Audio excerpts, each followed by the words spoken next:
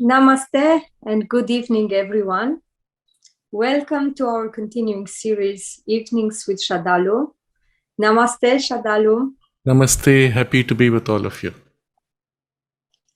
We are happy to continue our series on the same theme, the subtle physical worlds and secrets of occult sciences.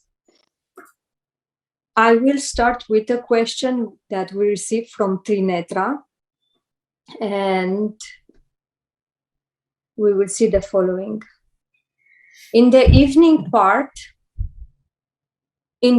talk part 40 on astrology, you mentioned the priest of Achyutananda, Malika Nadi. When he went into the library under the pond, was it a subtle physical world? The fast he had to observe, was it designed to purge and rid his body of kapha, earth, water, and make it more vata, air, akasha, so that he will be light enough to penetrate into the subtle physical? It's a good question, and we are looking forward to hear on subtle physical worlds. Yes, it's a very interesting question. In fact, Srinetra has sent about, I think, 40 questions. They're all extremely interesting in themselves, and we could have continued the rest of the year just with those questions. But I've tried to cluster them theme-wise and then merge them with other questions which have been pending for a while also. But this current 3 questions will be immediately regarding this common theme of the subtle physical, and we are just at the right time of our discussion. So you will recall that in our session part 40, I had shared a fascinating experience I had in Odisha with the astrology, one of those nadis where you get the question as well as the answer appearing on text etched in metal in that case. And there was an unusual experience of the man who got that metal nadi as well as palm leaf nadi from a well that he was guided to go through a dream, and he was pushed into the water. He found himself in some kind of a passage and in a room. He picked up this bundle and found himself thrown out of the water holding it. So that was his story. I am assuming that it's not a made up story, that it's a genuine story. And I actually went to see where that well was, and I found somebody in that ashram who confirmed having seen him actually entering the water. So Trinetra's question is regarding that. Those of you who have not seen that session, do please take a look at part number 40 to refresh this information. So the question really is, when he was pushed into water and then found himself entering a passage and then a room, coming back with a bundle, was that a physical reality? Obviously it was not, because anyone going into the water does not find a tunnel there. And so was it a subtle physical world? That's Trinetra's question. And why did he have to go through the fast? And Trinetra gives a very interesting explanation that the body itself is subtilized by the fasting to reduce its denser layers and increase the subtler gradations in order to be able to enter the subtle physical. Yes, perhaps something like that would happen. As we will see following in the more detailed discussion in the next question, that the physical body itself going through the fasting would have been pushed to a brink where the subtle body and the physical body become a little loosely connected. This is generally what happens during extreme fasting. People feel at that point, after fasting of several days, a lot of vitality, great lightness, great strength, etc. And they feel like continuing the fast unendingly. Except after a while, the body begins to waste away and their psychology begins to get unbalanced. But it happens so slowly that they don't realize, until they may completely lose touch with the physical world and not even realize it. Because the subtle body is as if being made to separate, and the subtle body now absorbs life energy directly from the vital world. So you have this lightness, you have the increased energy and so on. But the separation continues until you lose grip on the physical reality. And in the subtle world, it's not just an objectivized subtle world, but also that there is a subjective element where your own imaginations begin to fill in and become a reality. And therefore, it is extremely dangerous to push that kind of an exercise. But the idea behind that, the rationale, is the separation of the subtle body from the physical. You will find even many spiritual retreats, they will deny you food or reduce food intake to force this. And then you feel light, you feel wonderful, but spiritually it changes nothing. It only amplifies life energy, and that's about it. In a true spiritual retreat where you make a spiritual progress, food does not matter or should not matter much. So the idea was not so much penetrating the subtle physical with that, but separating the subtle body and making possible a projection in the subtle or subtle physical. Now, this is the part which gets interesting. So I don't have a direct experience of this. I have to go by the knowledge which we have of these things. And so a rational extension from that knowledge is that when his physical body was pushed into the water, it's not that he physically entered into the subtle domain. It would be a projection of his subtle body on a subtle physical level that was made to go into that domain, where he picked up this bundle. And then when he came back, on a physical level, his physical body would have been underwater, and then the bundle in his hand, rejoining with the physical body, there must have been some kind of a materialization of that vibration of the bundle, with which he is then thrown out. Which is why you will recall in that interview, I found he remembered going through a tunnel to the hall, but when he picked up the bundle, he found himself thrown out immediately from the water. So the suggestion here is that the physical body was right there. It was a subtle physical projection into a realm with which from where he came back with this. And so the next part of the question is, was it originally from the subtle physical or the gross physical, the bundle itself? So here we find the knowledge that the mother gives us to be very important.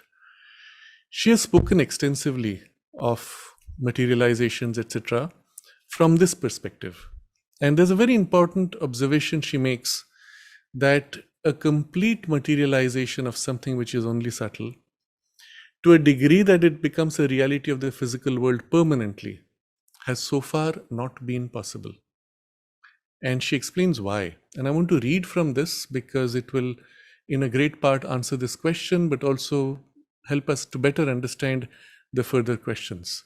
So I will read from Mother's observation here. This is from the agenda, January 12th, 1962. And I will read from a little before because there's always something so fascinating in the context. Satprem asks, since the physical transformation is so difficult, one is tempted to wonder whether you could materialize something to work occultly and create a new body by occult means. So Mother says, that was the idea. For a few beings to first attain, here in this physical world, a level of realization giving them the power to materialize a supramental being. So this was considered. And then she says as an aside, I once told you, I put a body on a vital being, but I could not have made that body material. Now, this is a reference to something Mother mentions elsewhere, that at some point there was a certain asura or being, I don't know if you can call it asura. So I think she refers to that as the being which is known as Lucifer. And she says that she helped him to gain a subtle physical body form at one point. And I don't remember exactly the details of the context, and she has not really given too much of why she did that. But I think it is in reference to this.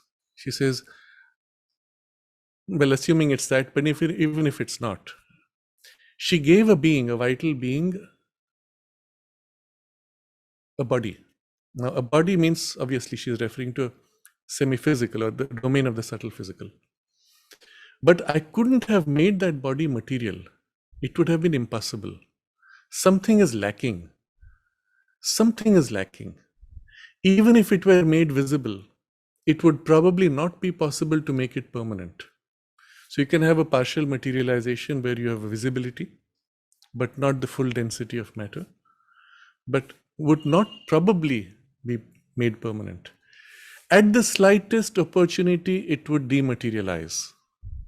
What we can't get is that permanence. It's something Sri Aurobindo and I have discussed. Discussed is one way of putting it. So obviously a lot of this communication was also on a level which is non-verbal, so telepathic or in consciousness terms. Sometimes we spoke about it, and his view was the same as mine. There is a power, yes, to fix the form here on earth, a power we don't have. Even people with the ability to materialize things, like Madame Théon, for instance, can't make their materializations last. It can't be done. They don't last. They don't have the quality of physical things. And without this quality, well, the creation's continuity could not be assured. Yes, that's an interesting point.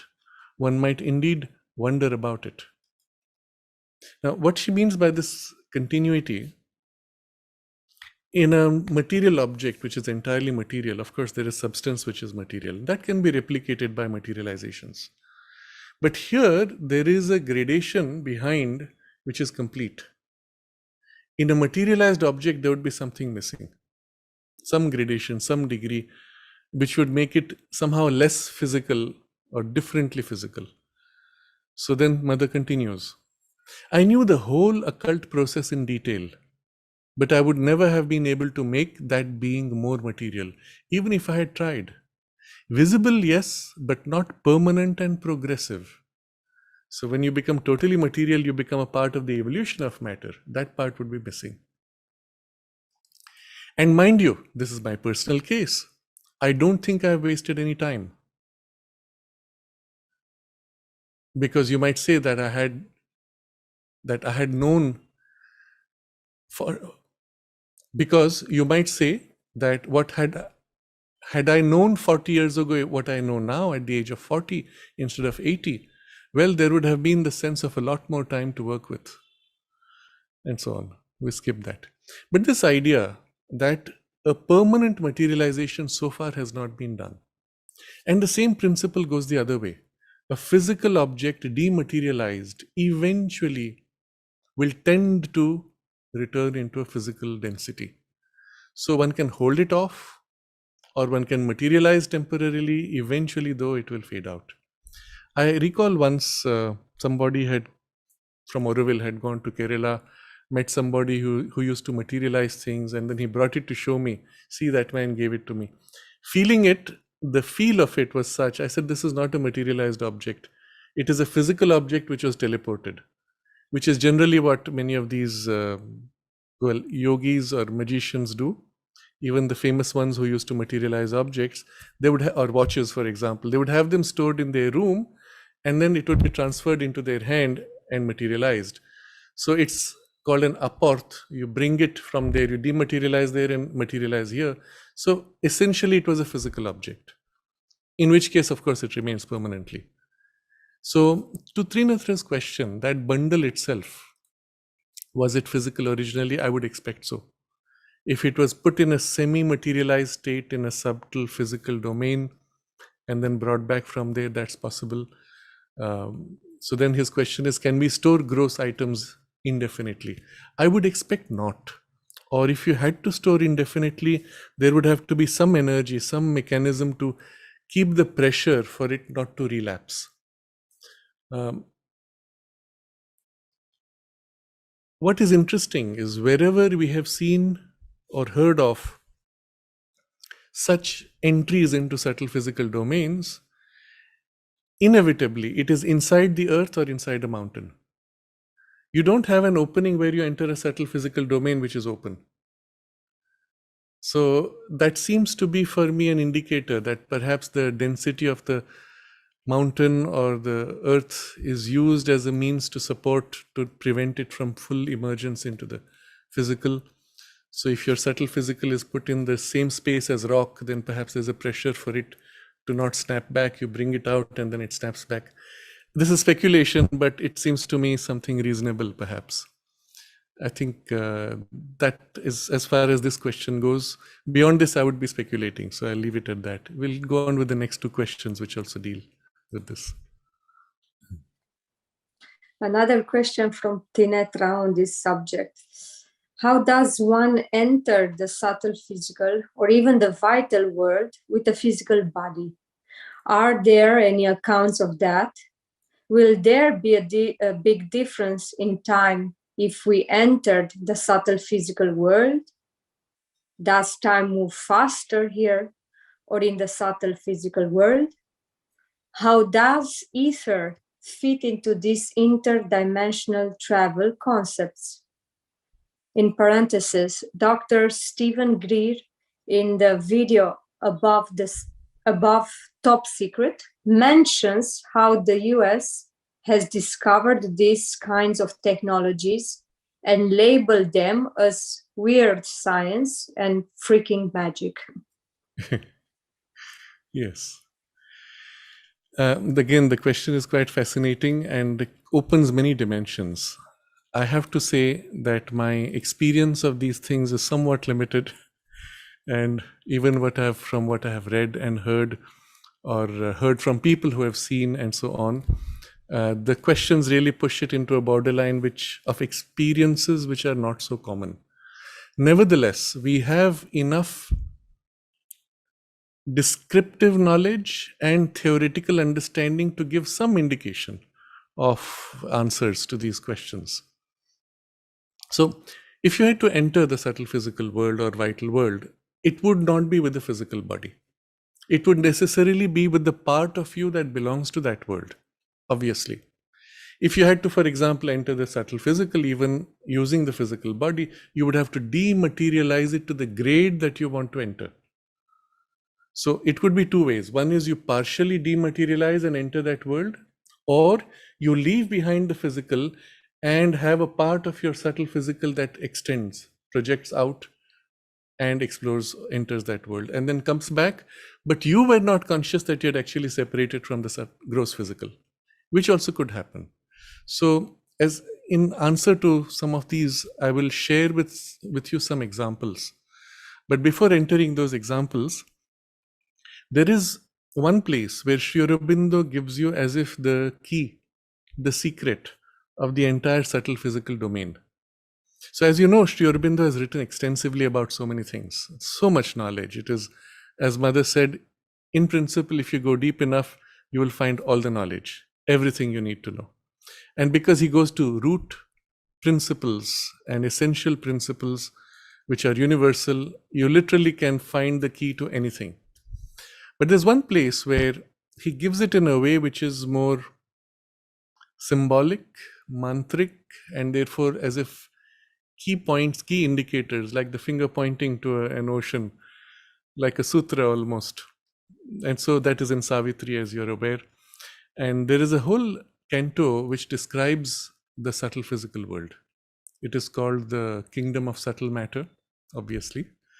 And he describes the whole rationale of how it appears, what role it has in relation to the physical world and other worlds, and particularly the domain itself and the gradations within that domain in a general way, of course. So there's this very interesting line, and I will read from it. He's describing how from the highest regions of consciousness, the sense of form develops and becomes the basis for form on all the planes. Then he says, this is page 106, for long before Earth's solid vest was forged by the technique of the atomic void, a lucent envelope of self-disguise was woven around the secret spirit in things. So this is the beginning of the sense of form, from essential spirit, which is necessarily free of form. And then from there it develops and develops. And the last stage of the most material, Earth's solid vest, he calls. It's as if the soul is putting on layers and layers. And the last vest is Earth's solid vest, which is the densest layer. And that is created by the technique of the atomic void. I had written about this some 20 years ago in one of the articles in Service Letter. But it is a whole technology which is suggested by just this phrase of how form is created in the sense of solidity and permanence out of something which is essentially formless and not solid and not permanent. By the whirling of energy and the whirlings of whirlings and combinations, which creates almost like a foam of matter. But if you cut through, you'll always end up with other matter. But the matter itself that you're cutting is made by the technique of the atomic void of energy whirling, encapsulating the void inside the whirl, and then appearing as if a container and combinations of these containers. These are what we would call particles or atomic structures, molecular structures, and so on. But finally, they are hiding a void. And science itself recognizes this. Depending on how you calculate, they will say 99.999999% of all matter is empty space, just whirling energy. So he is pointing to this, and then he describes the characteristics of the subtle physical world. And I just read a few lines which are for the purpose of our discussion. He says, "It is the subtle ground of matter's worlds."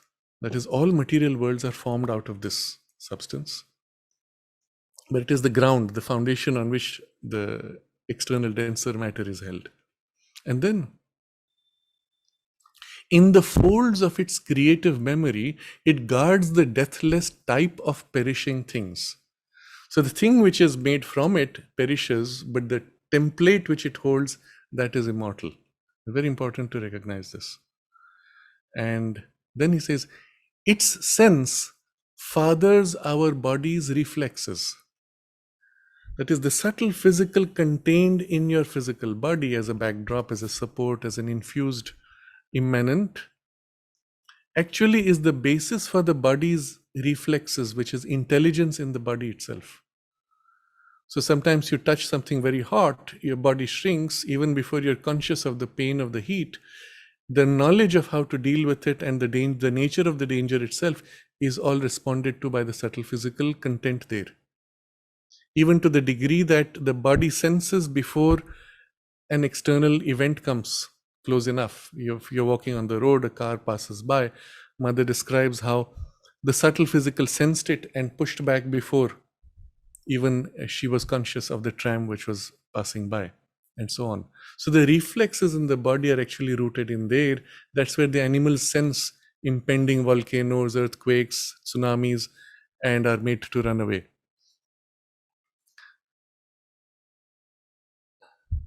Its fine suggestions are a covert fount for our iridescent rich imaginings, and so on. That is, it's suggesting on many levels, many things which we then imagine. Because already in that plane of the subtle physical, perfect forms are held. All the forms there are naturally beautiful. The higher ranges are more beautiful, the lower ranges could be terrifying, but perfect in form still. And this is a characteristic which gives you a hint, a clue, that it is the subtle physical. So I now come back to the question itself, and Sri Aurobindo explains this. Physical world, as any other world, itself has further finer gradations. So the subtle physical, in the Veda they speak of 7 planes within the physical, and then within each of those you could have finer gradations. So any of these could be the domain of one's experience. And so, having understood that, recognize that experiences of the subtle physical also could be of various kinds. So his question next is, will there be a big difference of time if we entered the subtle physical world? I'll share a few examples for this. This is somebody I met in the US. He was having experiences, he had no idea what they were. And he said, one day I was sleeping, then suddenly I find myself projected on an island. It was the physical body. He's certain I could touch things physically. Rock was rock, ocean was ocean, it was hot. My body was physical. I'm very convinced about that, he said. And I lived there for almost a week. And then I came back, just like that. And I don't know how I got there, how I came back. And I don't know what to make of it. So he was quite confused. And I asked him, when you came back, were you back at the same point on the same day that you left? He said, yes. I said, that's because you were projected in the subtle physical body. So the sense of maybe he had slept for an hour or so, but the subtle physical had projected and spent a week there and come back. And he had the sense that he had been out for a week because it was so tangible as an experience. So this is just as an example that yes, it does have a completely different sense of time. And that depending on your consciousness, you can actually speed it up or slow it down. Unlike the gross physical, where there is a certain objectivity even in your sense of time, on that level, things can be already slightly more subjective.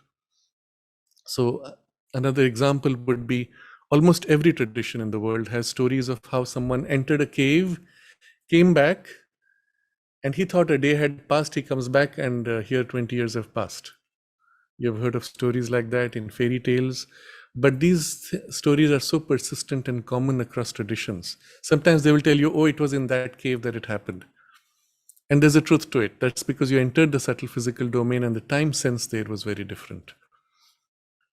There is another example I want to share. This is from a writer who has an extraordinary narration of outer body experiences, a Frenchman called Marc Aubin that I've mentioned before. Unfortunately, his book is only in French, but otherwise I would have recommended for everyone to read it. He describes how once he was out of his body, and it was obviously a level close to the subtle physical. He was seeing his body on the bed, and his girlfriend came into the room. Now he knew that if she wakes him up, he will lose his chance to explore the subtle physical, and he was trying to stop her. Hey, don't go, don't touch my body, don't wake me. Of course, she can't hear him.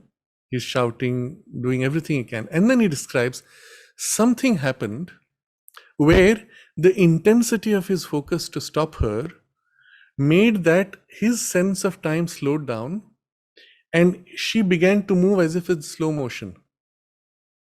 And it took almost 1 minute for her to make one single step in that state, during which time he was fully conscious. His sense of time was completely normal. But in relation to her, it was slowed down, or rather, depending on how you see it, speeded up. That is, he had 1 full minute while she would have experienced a second only. But it was that state of distress, of the intensity of focus of concentration that made that shift.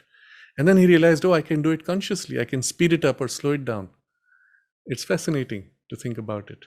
So yes, it could happen that entering the subtle physical, you come back and you had a physical experience lasting many days, and you come back and it's just as if no time has passed, or maybe an hour or so.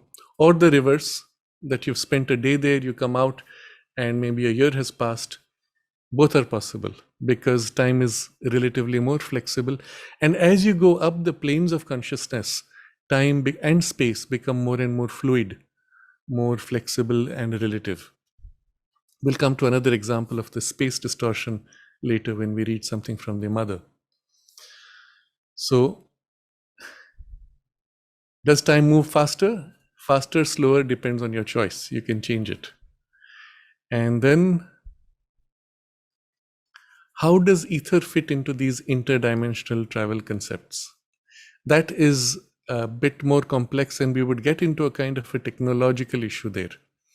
So just before that, I want to share a few more examples about this, then I will come to the ether aspect.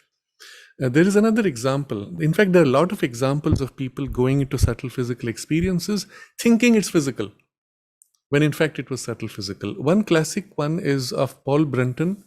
If you have ever heard of a book called A Search in Secret Egypt, this is an extraordinary man. He traveled also in India, wrote a book called A Search in Secret India.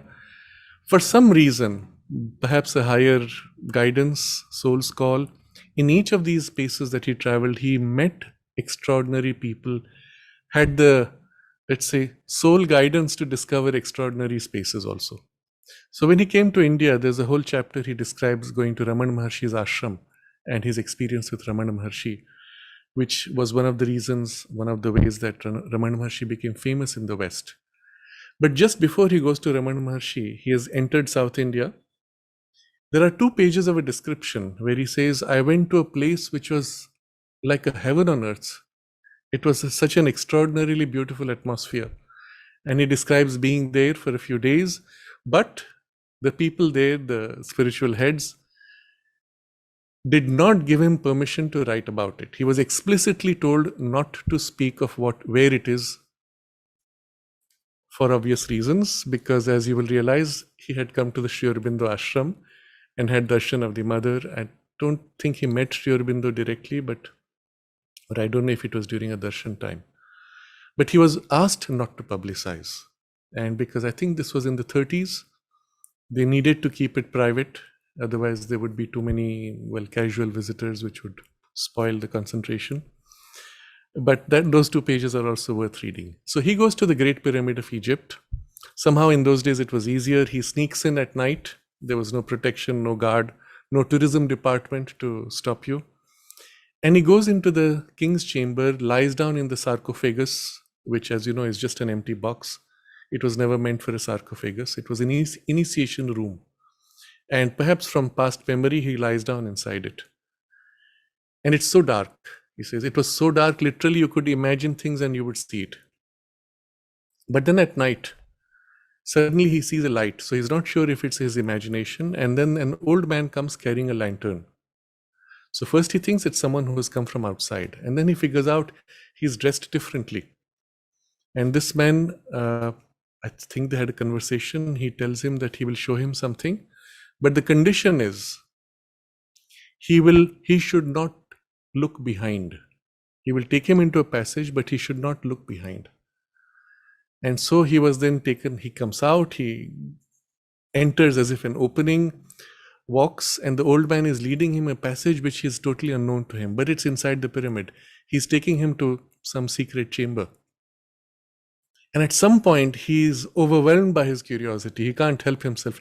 I have to register how I got in so that I can come back. And he turns around and he sees only a blank wall. He had gone through a wall, literally. And because he broke that rule, the experience stopped. He found himself back. That old man, obviously a priest who was a guardian spirit there, left, and that was it. Now, when he describes it, one has the feeling as if it's a physical experience. In fact, it was subtle physical. Yes, there are physical chambers in the Great Pyramid where things are kept physically. But the entry that he was given was in the subtle physical body, through which he could experience physical things and yet pass through the barrier of the wall through which he went. So this is another example of this. There are many traditions also, particularly in the last 100 years, who speak of their founders or guides being in the Himalayas. They call them Mahatmas, they call them Babaji, who materialize or send materialized objects, etc. They are all living in subtle physical body, not in gross physical body. So they materialize, but they can't stay. They bounce back into their subtle physical domain. There are also in the Indian tradition many beings who are considered immortal. One such being Ashwatthama in the Mahabharata times, who he has still his suffering from the bead that was torn off from his head, and is said to be immortal. There are people who have actually met him, and I'm referring to people who can be trusted for their narration. And he appears, but it's a subtle physical being, immortal there, materializing as and when needed.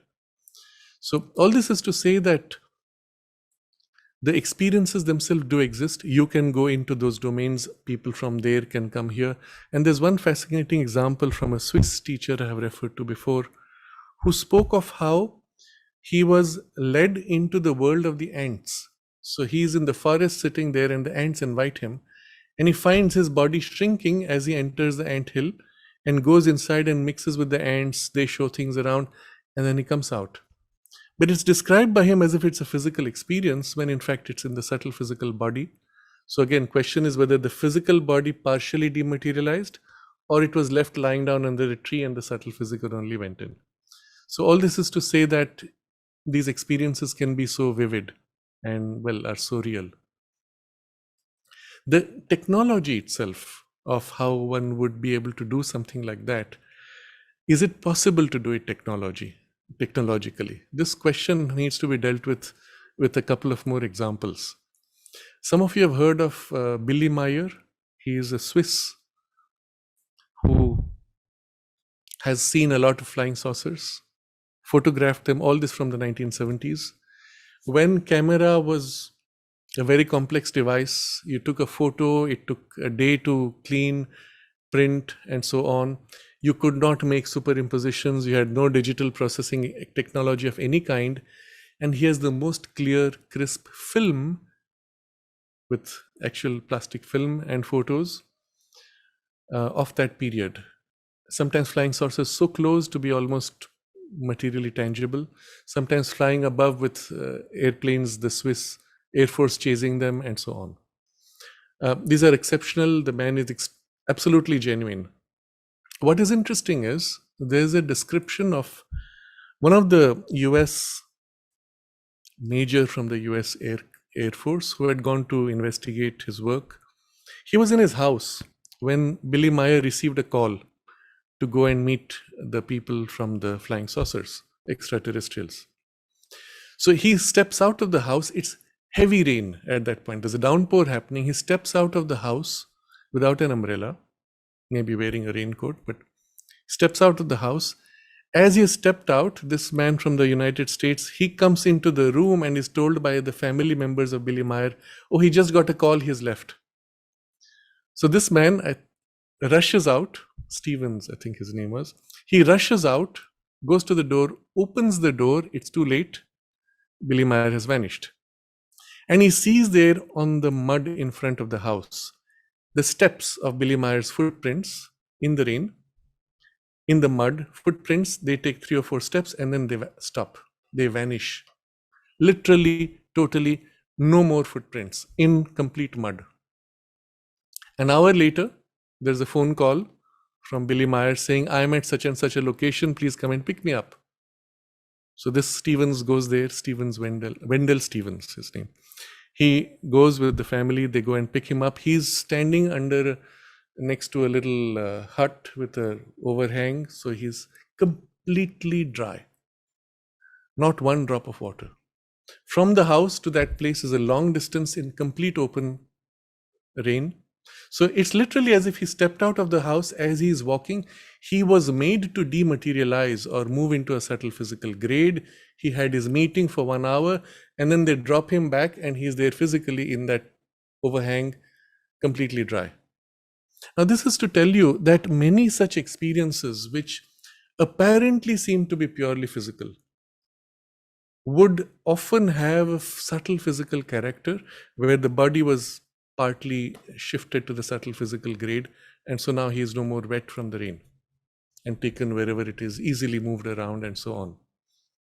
I share this because he also records how in his contact with the extraterrestrials, there's one group of extraterrestrials he refers to, who he is introduced to, and they claim to come from a different universe, which is slightly offset from ours, and they call it the Dahl universe.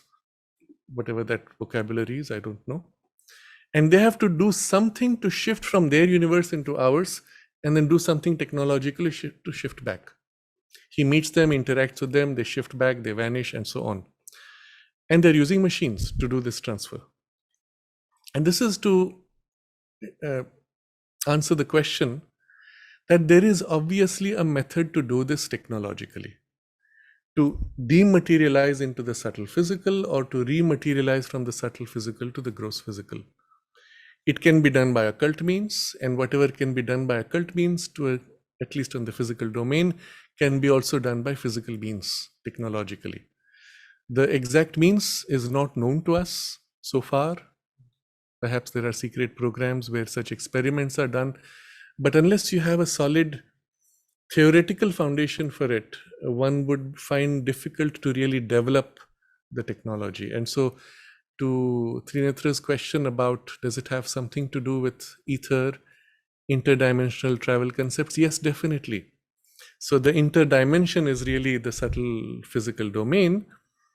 And yes, the entire physical world would be, including the subtle physical and the 7 gradations there, would be formed of the physical ether.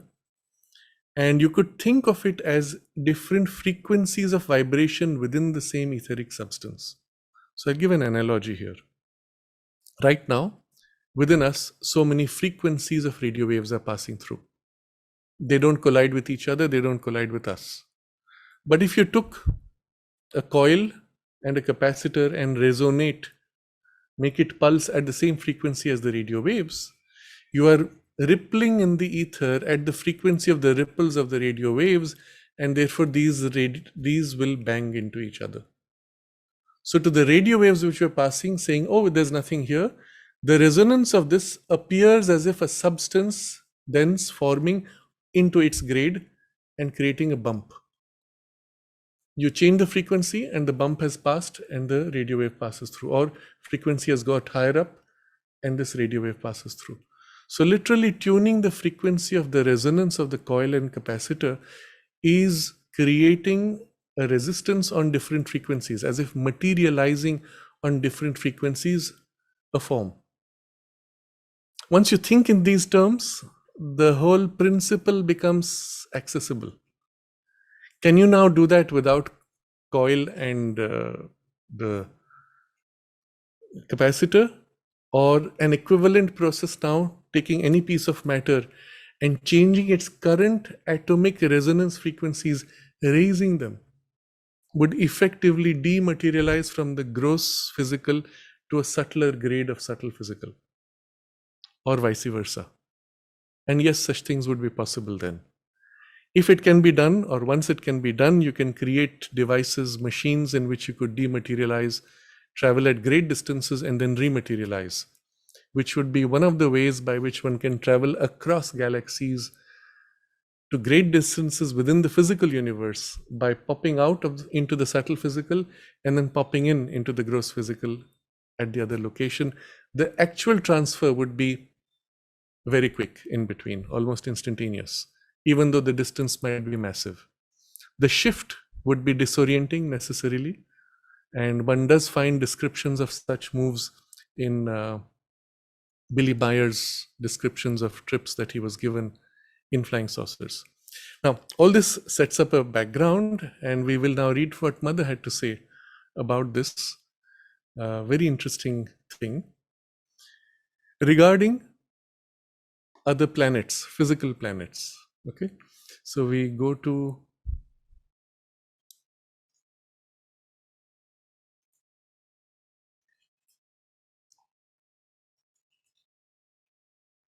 Mother is speaking of the changes happening currently because of the pressure of the new consciousness and the disruption it is creating. And she says, according to what people tell me who listen to the radio or read the newspapers, none of which I do, the whole world is undergoing an action, which for the moment is unsettling. It seems the number of apparently mad people is increasing considerably. In America, for instance, all the youth seem to be seized by a kind of curious giddiness, which for reasonable people would be disquieting, but which is a sure indication that an uncommon force is at work. This is in 1964, she's saying. It is the disruption of all habits and all rules. It's good. For the moment, it's a bit strange, but it's necessary. The action isn't limited, she says. That is, it's probably limited to the Earth, although manifestations from other planets or other worlds seem to be multiplying too. And there have been experiences lately, rather curious ones. So Satprem asks, other physical planets? Mother says, physical, yes, physical. I don't know if you have heard this. It's something P told me. She was still in Switzerland, and shortly before she came back here, she had a vision while meditating, and she saw 5 big luminous cigars going past like this slowly, one behind the other in single file. When she woke up, she wondered what it was. And a few days later, she read in a newspaper the account of people in southern France who saw above the sea 5 luminous cigars go by in single file, exactly the same color as those she had seen. But in their case, they saw it with their physical eyes.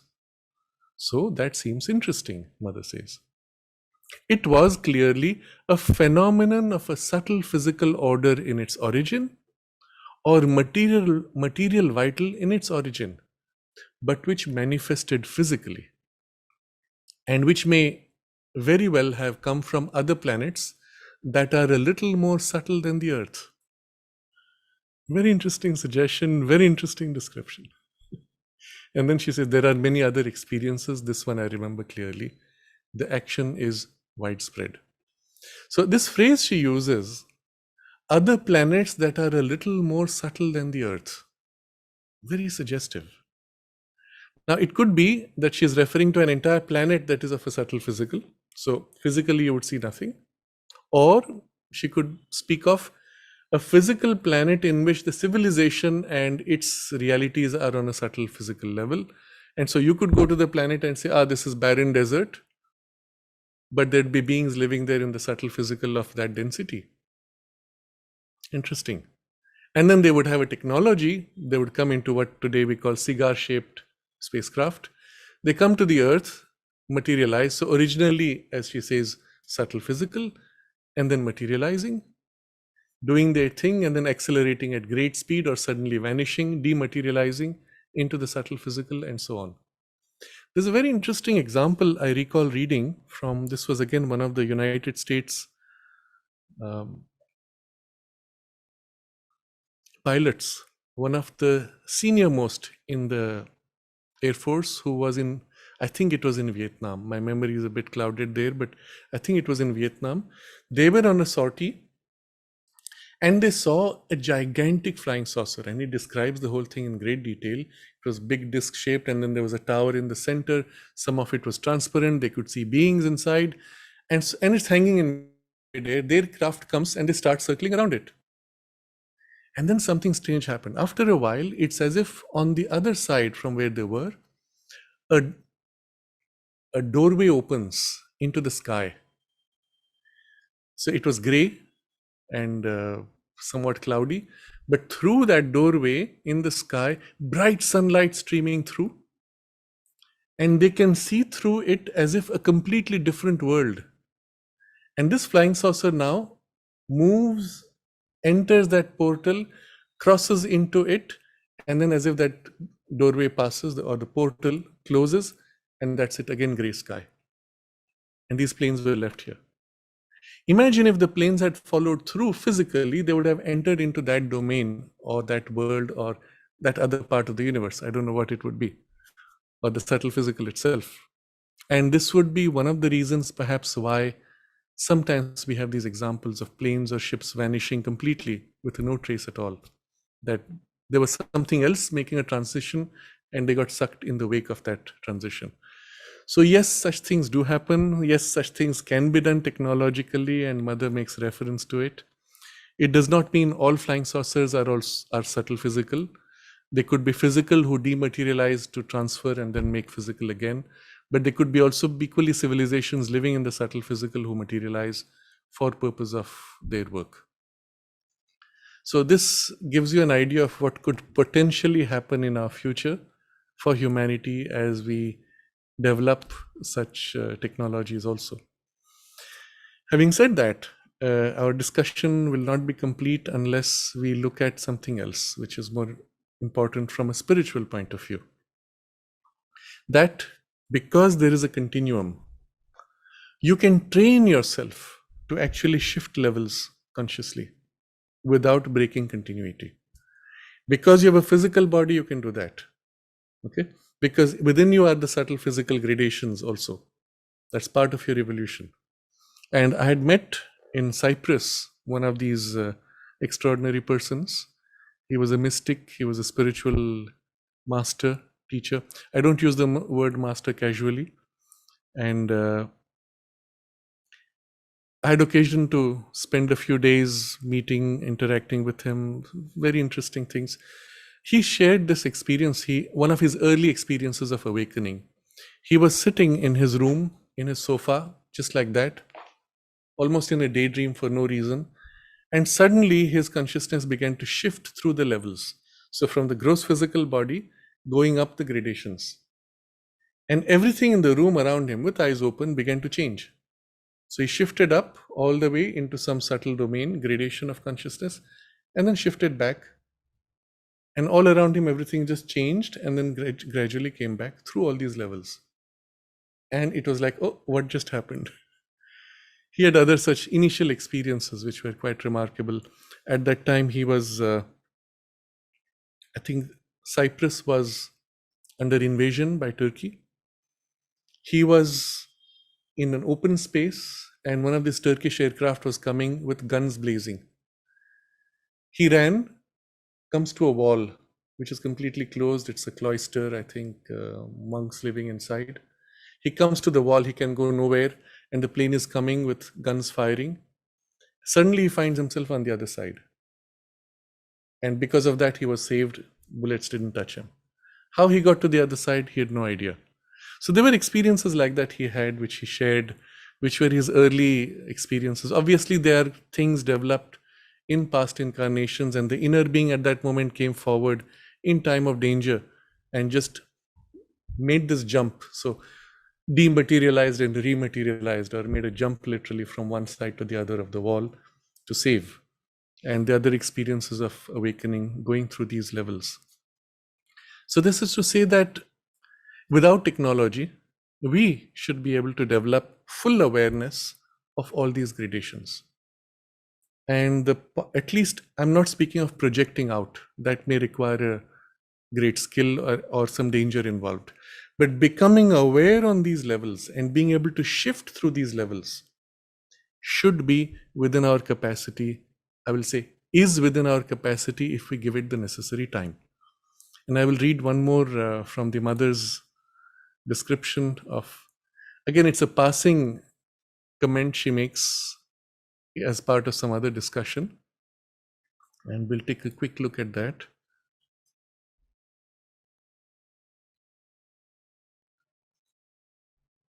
So she says she was sick at that time. She describes how she's fighting the sickness and removing it from the body.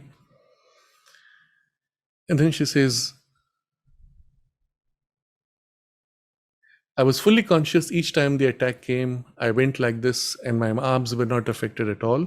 Then she says, when it was over, I consciously entered the most material, subtle physical, just beyond the body. So she's sitting there, the thing is done, and she makes a shift into that level. So the physical body is obviously there, but her consciousness shifts to that gradation, at which point she is aware of her subtle physical body and the densest level just close to the gross physical. And obviously, because she's in that grade, she's also seeing the room and the space around her with the senses of that grade, and therefore also seeing the reality of that grade.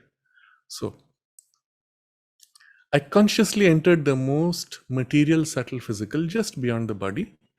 I was sitting in my room there, an immense cubic room, reading or writing something. When I heard the door open and close, but I was busy and didn't pay attention. So in her subtle physical body, the room, the subtle physical world is immense and it is cubic. As you know, her physical room was not like that. And elsewhere, when she's talking with Satprem, she speaks of, the ashram, when you go into the subtle physical ashram, it's so much bigger, isn't it? So at that time, she hears this door open and close. I was busy and didn't pay attention, presuming it was one of the people usually around me. Then suddenly, I had an unpleasant sensation in my body. I raised my head and looked, and I saw someone there. Do you know how magicians in Europe dress in short satin breeches and a shirt? He was wearing something like that. He was Indian, tall and dark, and with slicked down hair, what you would normally call a handsome young man. He seemed to have been drawn there because he was standing in front of me, staring into space, not looking at me. And the moment I saw him, there was the same sensations in all my cells that I have with what I have been calling the disease she had that she was struggling with. And simultaneously, all the cells felt disgust, a tremendous will of rejection. So it was obviously the form through which that attack was coming on her. Then I sat up. I sat up straight. I didn't stand up. So, it's in the subtle physical. So, and said to him as forcefully as possible, how do you dare to come in here? I said it so loudly that the noise woke me up. I don't know what happened, but things went much better afterwards. So interesting that she consciously shifts into the subtle physical body. She is writing, she's doing work there in her subtle physical body. Probably the physical body at that point is in a state of semi-trance. But there she speaks so loudly that she wakes up and falls back into the gross physical. Interesting. And then she discusses what that person was. It was more like an instrument, a cover for the person who was actually attacking her through him. And so there's a different discussion.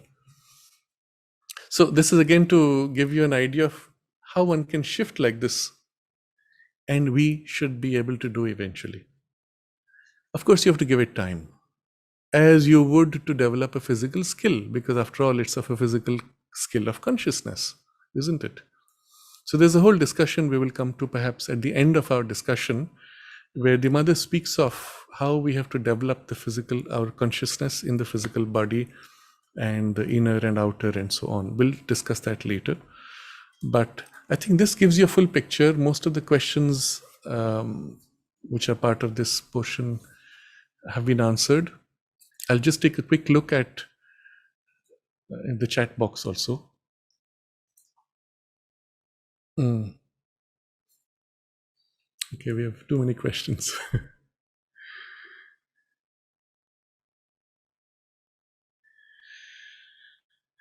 So there are questions regarding strength and fearlessness for the occult practice, or are there safer occult practices?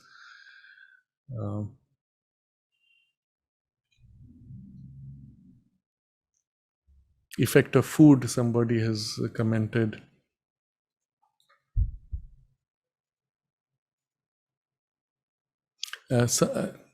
Clara asks, what can you tell us about light nutrition, the phenomenon where people can nourish the physical body directly and exclusively from etheric fields or prana?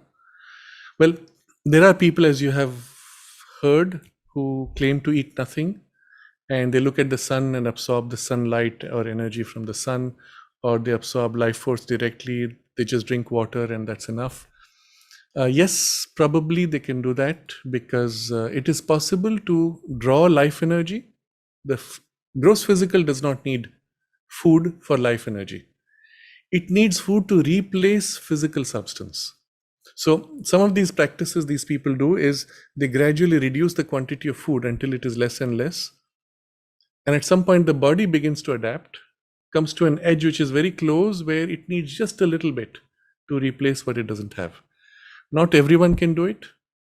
Not everyone should try. It is extremely dangerous and it serves no purpose spiritually. And then they can get it to that point where they just drink some juices through which the nutritional content is taken, or through the water.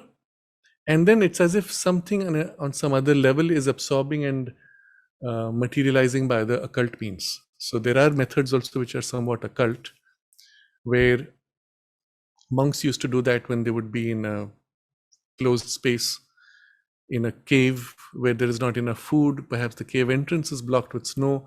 Where do you get food? So there's an occult technique by which you are as if absorbing material, and physical material even. But the method itself is indirect, in the sense that you create as if a pipe of a subtle physical substance which reaches out to that thing where you need the food and draws. Internally, it is absorbed physically on some level.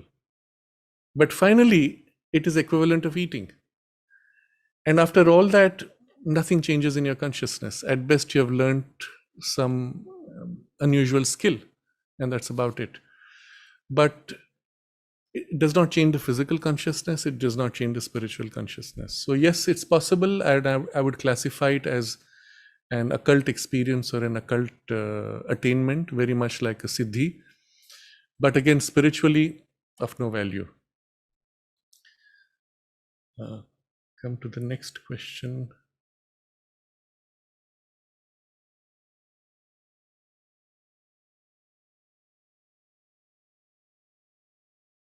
Slowing down time. The problem with inducing trance to slow down time is that the body becomes numb and stiff.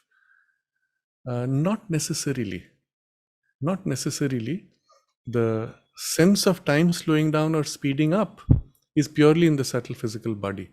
Your physical body might be asleep in a normal way, And to anybody else checking it, it'll be just be you sleeping and you're in dream world, for them at least. So Clara asks, is the supramental body built of subtle physical matter, or is it the true matter referred to by Sri Aurobindo, or something else altogether? The point of physical transformation is that it has to be physical matter, gross physical matter that has to be divinized. There are many traditions, including certain Buddhist traditions which speak of rainbow body and such, where after leaving the physical body, they transfer themselves into a subtle body. Now, which one it is, it's not clear, depending on the traditions or depending on the individuals even. It could be one of the subtle physical worlds, it could be one of the vital physical worlds, but it is a world where you can maintain your body young always and of a certain density, which is not gross physical. And then you materialize as and when you need, if at all you decide to. Otherwise, you're always young, and that's your youth of eternity. But you have only quit the gross physical. This world remains unchanged. So it has absolutely no value. It is equivalent to people who would say, now I have freed myself from my karmic bonds. I am a soul that is free. I don't need to reincarnate. Great. But what has changed? Nothing. Even for you, fundamentally, nothing has changed. Your soul was always free. Your self is always self. Come what may, isn't it? Only you've transferred your consciousness to its freedom and then chosen to cut off from the physical world. What was the point then of coming in? Because you chose to come in, remember? So the point is, this density of matter, this tissue, has to progressively become more conscious until it becomes superconscious. Its capacities, its qualities will then undergo a change, just as your tissue is fundamentally different from what we would call metal or rock, although it is made of the same molecules, isn't it? All our nutrition that we take through the food, when you say you lack some minerals, well, that's taken in by taking in rock. Salts are rock. But then they are modified and changed until they become living, conscious substance. This will further change into superconscious, divinely conscious substance, where the body will be able to feel the self, relate to the self, and act by the will of the self and the powers of the self, beginning to reveal more and more through the physical body. That is what is worthwhile as a physical transformation, fundamentally changing things in the physical world, at least in that substance. But one substance changing would have a ripple effect on the universe itself. So the supramental body will be of a physical origin and of a physical density, but representing substance which has become divinely conscious. That's the evolution in the body itself. Obviously, you can't do that unless your own consciousness has reached that grade of awareness. So when you're mentally aware, you can infuse the mental awareness into the body. When you're supramentally aware, you will be able to infuse supramental awareness into the body. Intermediate is you're becoming aware in the intuitive consciousness and infusing intuition into the physical body. And then the physical body knows, the body knows and can do things which do not need your mind to intervene. It can do directly because it knows directly what it knows and how to do at a level bypassing your intelligence, your mental intelligence. And there was one person in the ashram that we know of who had actually worked in his body in this way. Kapali Shastriyar, my teacher's teacher, had this intuitivization of the physical consciousness. And I've shared this experience many times. Working in one of the paints section of the construction department of the ashram, they had to mix paints to get a specific color. And that has to be so precise. You mix a little bit here and there, and the new color does not match the old. But in his case, the physical consciousness being intuitivized, he would scoop out and it would be the exact quantity of paint and it would get poured. He would prepare food and it would be the exact quantity needed for all those who were coming, and it would end to the last drop. Nothing in excess, nothing in less. Meeting exactly the requirement. And so that kind of precision spontaneously happening in the physical actions would be one of the characteristics of intuitivization of the body. But this must then go all the way to the supramentalization.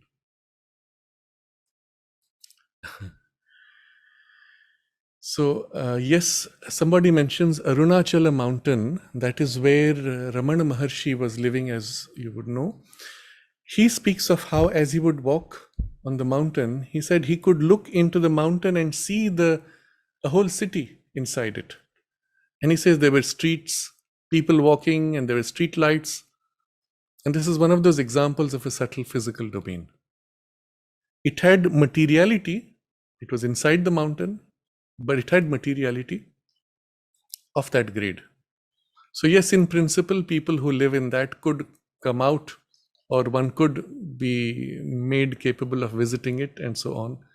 But there are many such regions.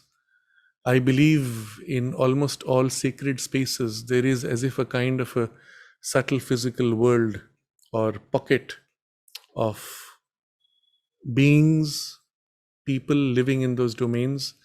And because they are of a subtle physical grade, they don't age.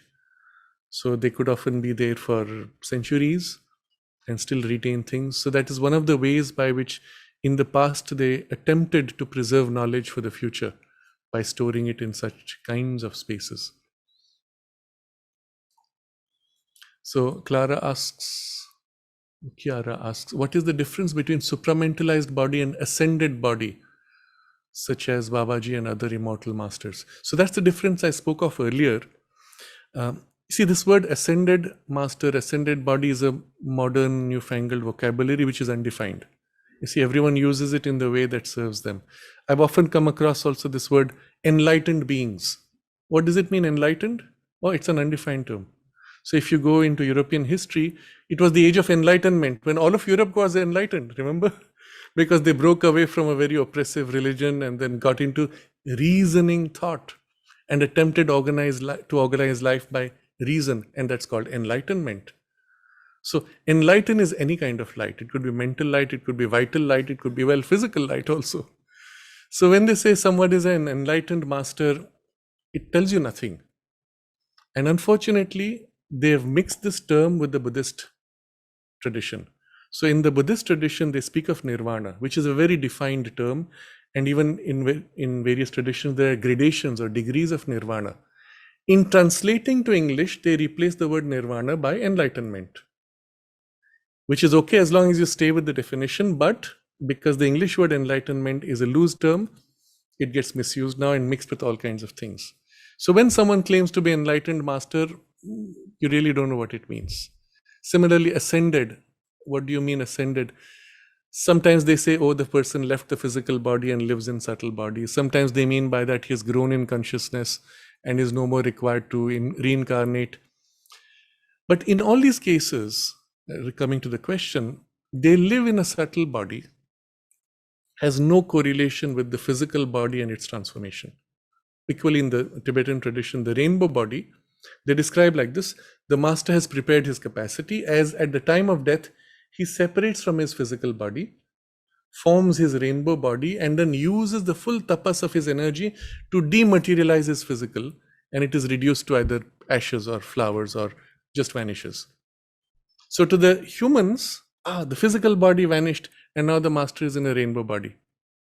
But it's not that the physical got transformed, it just got dematerialized. And generally it leaves behind some powder, some ash, which you hear in many other traditions also.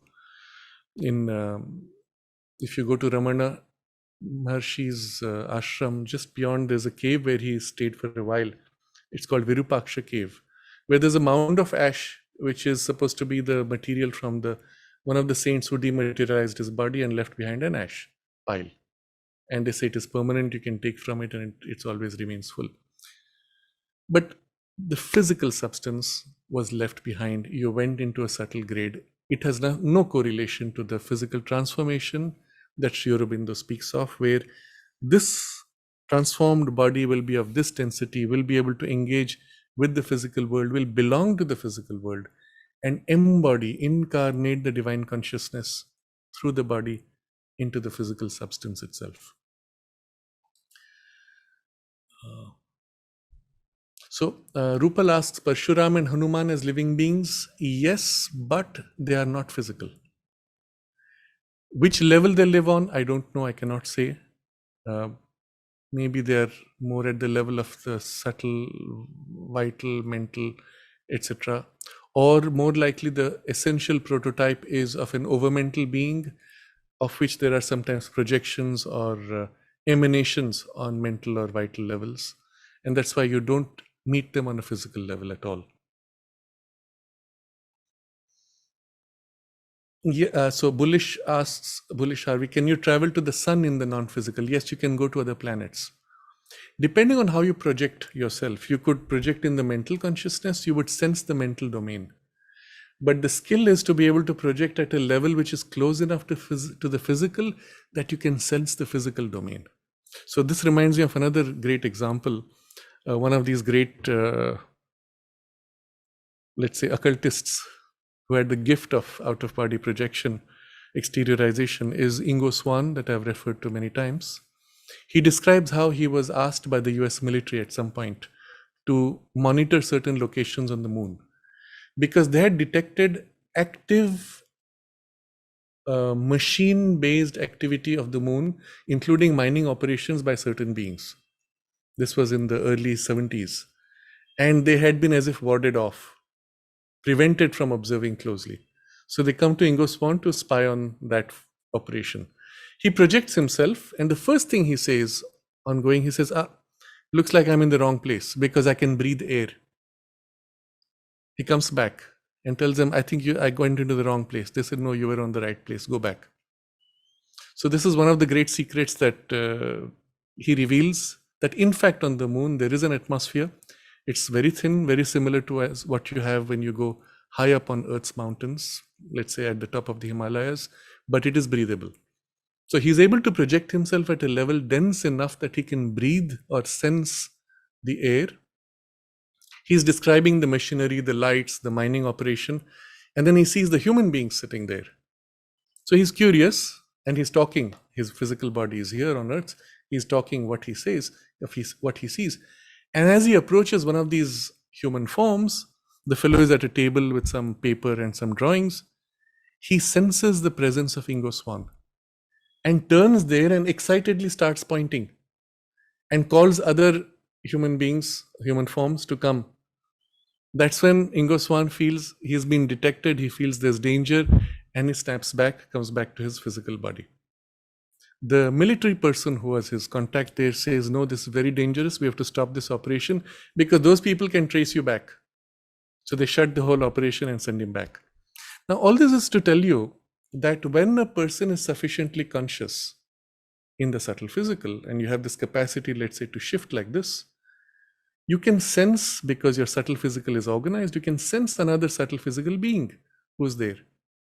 You can interact with them. Of course, if you choose to be aware on that level, you could be completely closed and be physical only and open to those levels only in dream state. But if you are conscious enough, reasonably evolved, and it doesn't require spiritual evolution, it's purely a physical evolution, physical vital. You can sense somebody else, you can interact, you can perceive. And that's what happened when he went to the moon. And this shows you some of these ET species at least are at least as evolved, often seem to be far more evolved. Many of them are telepathic and even able to influence you telepathically. And so that tells you something interesting. You can project yourself certainly, but also you can interact in this way.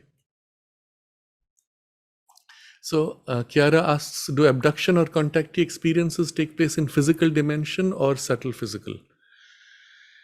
Both are possible. It depends on the beings also and their purpose. So there are people who find themselves as if pulled out of the body or from their bed in the middle of the night, and they find themselves transported, floating out through the window, going to a craft, and then they are coming back. If you saw only their physical body, you would say the fellow was here all the time. It is often a separation in the subtle physical and a projection, which is initiated from the other side for whatever purpose. There can equally be physical abductions, but then you can't be floated up and taken out through the window like that. Then it would be a physical experience. Of course, you can float physically, but that would be a completely different experience. Both are possible and both have happened. I don't know which is more common. It depends perhaps on the species and their interest in observing the human beings.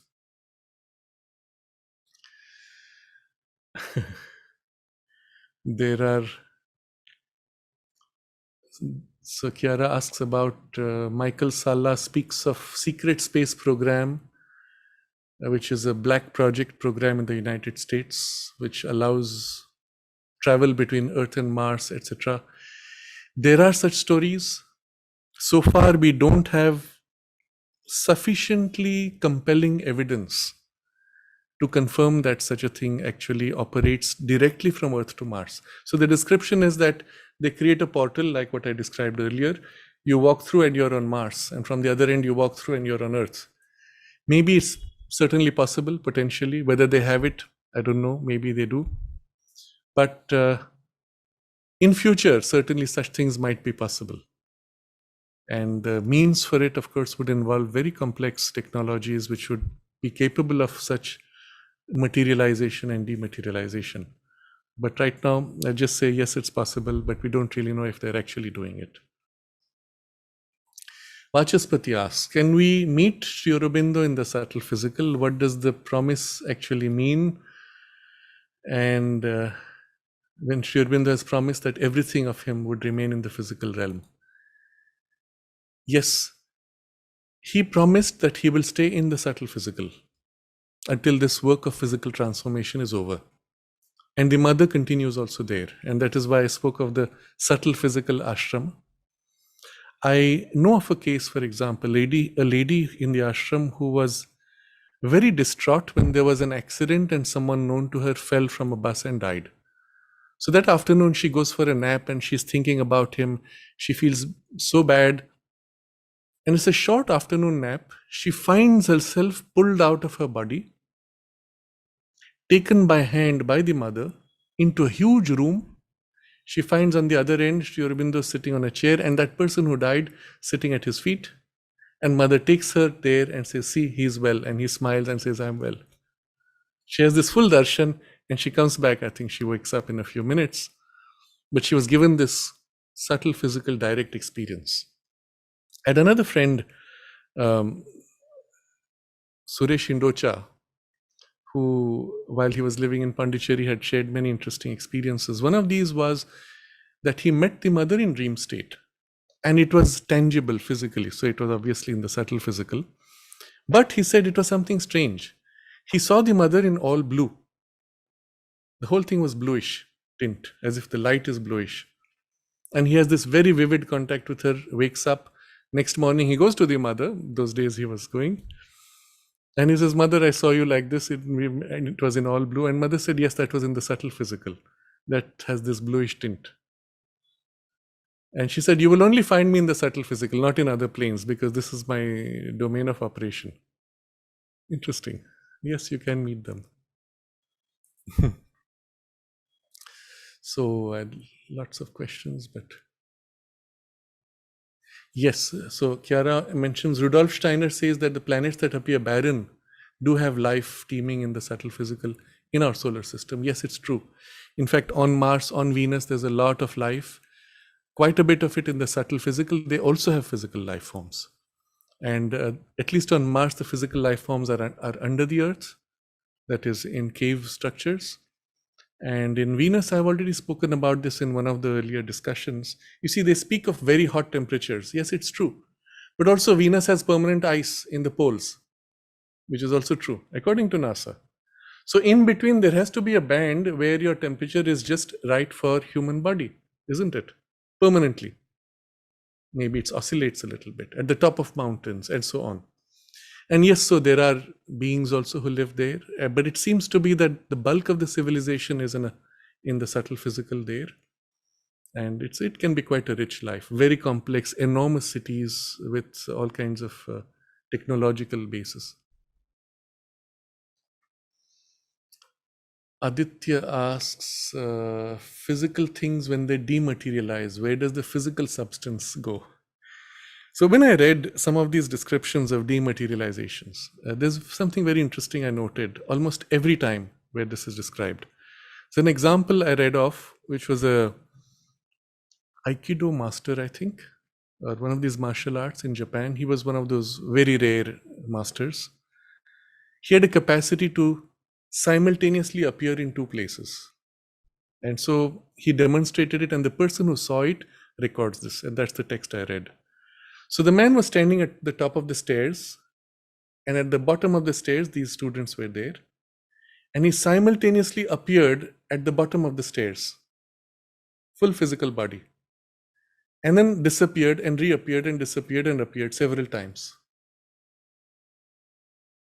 And that was it. He demonstrated, and then they said, do it again. He said, no, the enormous effort that I have to put in, it drains out several years of my lifespan.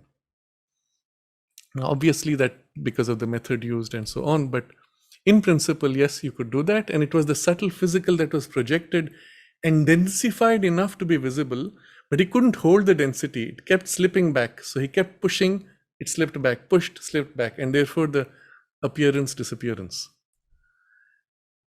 And so, yes, that sort of thing is possible. The physical substance then, if it was a subtle physical materialization, it vanishes, appears, there's no physical substance there. But if you were to take a physical object and dematerialize, then this is the point I was coming to. In all those descriptions, and this was one of the things relating to the master, they experience as if a brief wind, a gust of wind.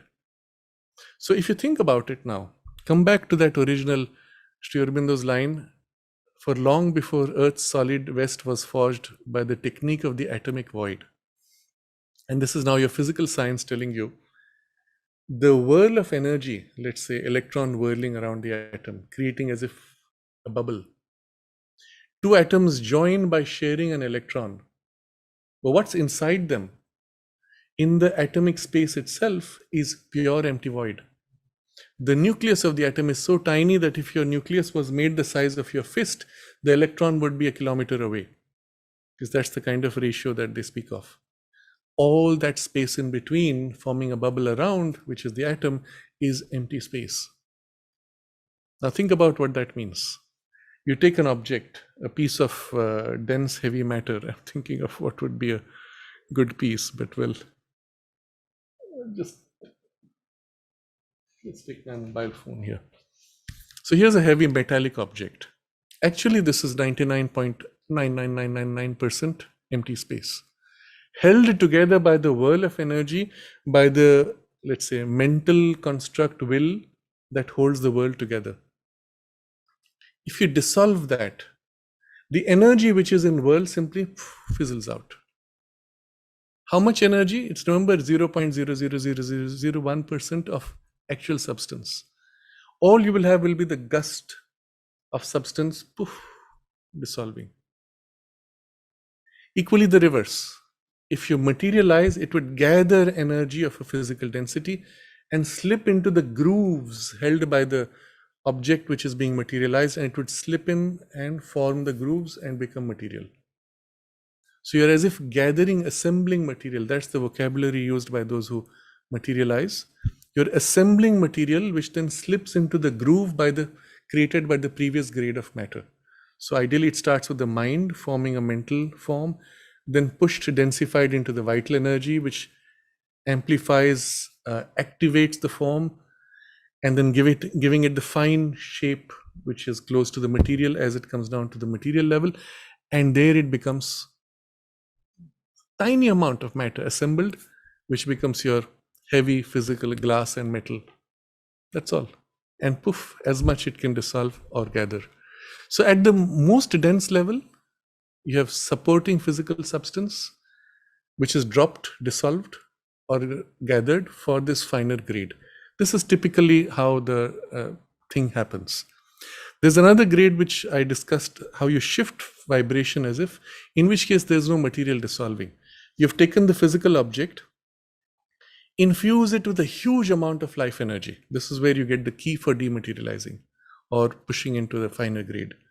When it is enormously vitally filled, it's literally as if the infused vital energy can begin to pull it up. And that's when the physical body suddenly becomes extremely light. Almost it feels as if it can float, and you can simply will it up and it will tend to float. Or you can tend to make it as if semi-transparent.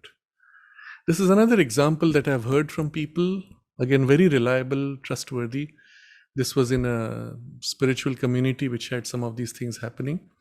And this lady described how her first experience of meeting the teacher there, this was in the 40s or 50s.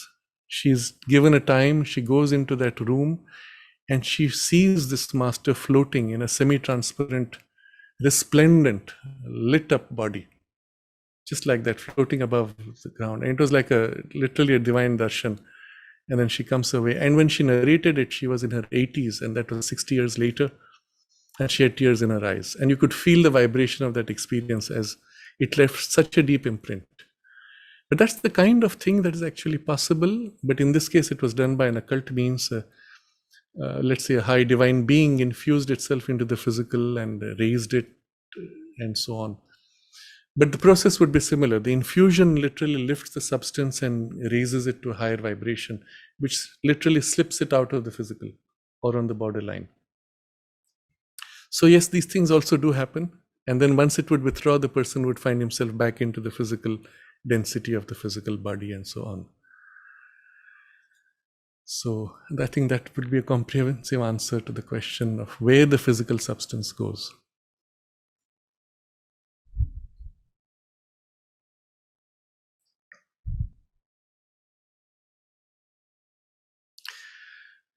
Vaijayanti asks, do extraterrestrial beings, considering their superior technology and even spiritual sense, interfere in earthly matters? If situation demands, it depends. So there are extraterrestrial beings who are of a very coarse type. They're not more evolved than human beings. They just have technology. Some of them have been in the past coming to even steal people from the earth, like what you would find in, let's say, earlier medieval times, when you would have an army that comes and seizes a village and takes back with them the human beings as prisoners of war to become slaves for them. What you see the Romans doing to build their empire was to basically conquer territories and turn them into slaves, feeding the larger machinery of the empire. Yes, that sort of thing has also happened. And there's not much we can do technologically to protect from them. But equally, there are extraterrestrial beings who are of a diviner grade of evolution, and they live by higher values. One of the highest principles is not to interfere with the evolution of another or their free will. So only if something happens which is of a severe danger, that the evolution itself might be compromised, that they may intervene. So for example, if there was a nuclear war beginning, which would destroy the earth, they might intervene using their technology to prevent it, which, as some of you would know, and I've mentioned this before, they have also done, where sometimes it happened simultaneously in Russia and the United States. This flying saucer comes on a US base, all the lights go off instantly, and this is one of the bases where they have these missile silos and some of the most dangerous missiles. And the missiles have a battery backup and a generator backup.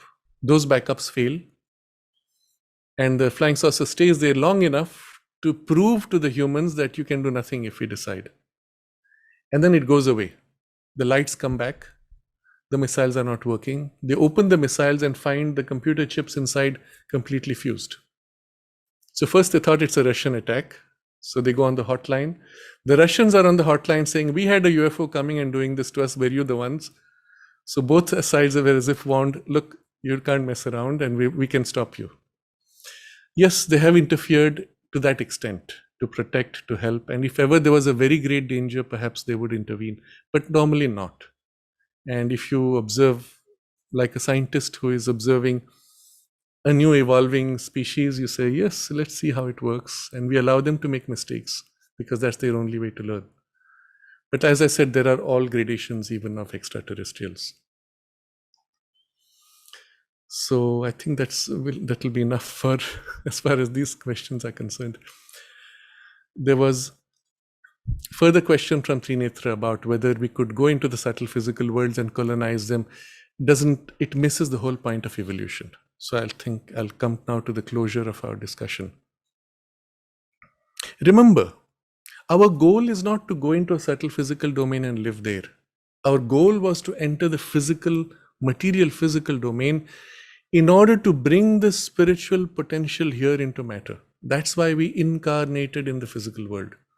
Otherwise, we could have stayed on any of these intermediate worlds and lived there, as so many beings do, and billions upon billions, isn't it? And such wonderful worlds, heavenly regions also, as well as hellish. But we chose to incarnate in the physical world because, in the whole scheme of the cosmos, the physical is where all the potentialities of all the worlds are concentrated. And that potential bound in inconscience emerging is what we call evolution. And we came to participate in this evolutionary journey. And even if the earlier phase of our evolution was long, was painful, involved suffering, it's this point of awakening where we are now, which is the whole point of it. So to leave it halfway and go to some other plane and is to lose this opportunity. We did not come here for that. We came here to fulfill. And I want to read from a couple of texts from the mother in regard to this. And this will be the closure of our discussion for today. You see, she explains how this body, she says, and Sri Aurobindo, she is quoting Sri Aurobindo, this body is only an instrument and a shadow. So mother said, this is the body as it is, inadequate. Okay? So it is only the instrument of the self, a very inadequate expression of this self, and a shadow. A shadow, something vague and obscure in comparison with the life and precision of the eternal self, which is what we are, by the way. So we have come from there to this shadow. Each time that the soul takes birth in a new body, it comes with the intention of having a new experience that will help it to develop and to perfect its personality. This is how the psychic being is formed from life to life and becomes completely conscious and independent personality, which once it has arrived at the summit of its development is free to choose not only the time of the incarnation, but the place, the purpose, the work to be accomplished. And so she says the descent into the body is a descent into darkness, yes, but if we cultivate the body by a clear-sighted and rational method, we are helping the growth of the soul, its progress and enlightenment. Now comes the key. Physical culture is the process of infusing consciousness into the cells of the body. One may or may not know it, but it is a fact. When we concentrate to make our muscles move according to our will, to make our limbs supple, to give agility or force or plasticity, we infuse into the cells of the body a consciousness which was not there before, thus turning it into an increasingly receptive instrument which progresses by its activities. This is the primary importance of physical culture. And she said, not people don't practice it for that reason, but this is what is really what's happening behind. And she says it's a huge difference. If you work hard and your muscles grow strong, different from if you consciously exercise and make your muscles become conscious and strong. And she says those who work hard and have strength, there's always some imbalance. Whereas here there is a harmony. I'm summarizing. So, and then she says, as it is, the physical body is nothing but a very disfigured shadow of the eternal life of the self. But this physical body is capable of a progressive development. And one day it will be capable of building a bridge between the physical life as we know it and the supramental life which is to manifest. It's for this purpose that we have the physical training. Having done this, there's another text which I will only paraphrase, where Mother describes how she experienced in the body simultaneously multiple states of consciousness. And she says, if this is what is the future of the body, then it is going to be the most extraordinary instrument ever created by the divine. Because in a single substance, you can hold multiple states simultaneously, and the richness of that experience is unparalleled and impossible on all other planes of consciousness. And all this is just to point out the very special feature of the subtle body, of the physical body, that there is nothing, no other substance, no other plane where you can have that experience of what this body is capable of when it is, or as it approaches divinization. This being said, the process itself of deepening your consciousness and then bringing that deeper possibility into the physical and organizing it, that requires effort, that requires work. So I will read this. In a sense, it will be a completion of what we discussed last time. So it will close that whole discussion. Remember last time I said there was a passage I could not find. It goes like this. This knowledge of the inner states, she says, is not developed. There are huge gaps within us. So when people enter there for the first time, the inner states, they are bewildered. They have the impression they have fallen into the night, into nothingness, into non-being. I had a Danish friend, a painter, who was like that. He wanted me to teach him how to go out of the body. He used to have interesting dreams and thought it would be worth the trouble to go there consciously. So I made him go out, but it was a frightful thing. When he was dreaming, a part of his mind still remained conscious and active. A link existed between the active part and the external being. But to go out of the body means to pass gradually through it all the states of being, if one does the thing systematically. Well, already in the subtle physical, one is almost de-individualized. And when one goes farther, there remains nothing, for nothing is formed or individualized. Thus, when people are asked to meditate or told to go within, they enter into themselves. They are in agony, naturally. They have the impression that they are vanishing. And with reason, there is nothing, no consciousness. These things that appear to us quite natural and evident are for most people who know nothing, wild imagination. If, for example, you transplant these experiences or this knowledge to the West, unless you have been frequenting the circle of occultists, they stare at you with open eyes. And when you have turned your back, they hasten to say, these people are cranks. So this I wanted to read out because it tells you how unconscious and undeveloped our inner potential is, which we are meant to awaken first and then infuse into the physical body. Therefore, take time. Make a conscious effort to open to the inner or higher presence. At first it is vague, at first it is unformed, it is indistinct, but experience the contact, the presence, deepen and hold and stay in that depth or height. Allow it to become organized. And this is how bit by bit these layers form, and then in the return you infuse what you have received into the physical body. The result is what the normal evolution of the body would take centuries to accomplish, you have attained in minutes from that infusion. It's not much, because actually those centuries give very little. But in a few minutes, what you have infused can be as much or more. And when you do this every day, there's a point where the substance itself begins to wake up and you experience the difference. Your body becomes so conscious, even as if you can feel, the body knows, the body says, and you can feel directly. And it is in this way that you're accelerating the consciousness of the tissue itself to its divine potential. And to the extent that you have grown in consciousness, you're able to infuse and thus accelerate. This is the work as far as the physical transformation is concerned.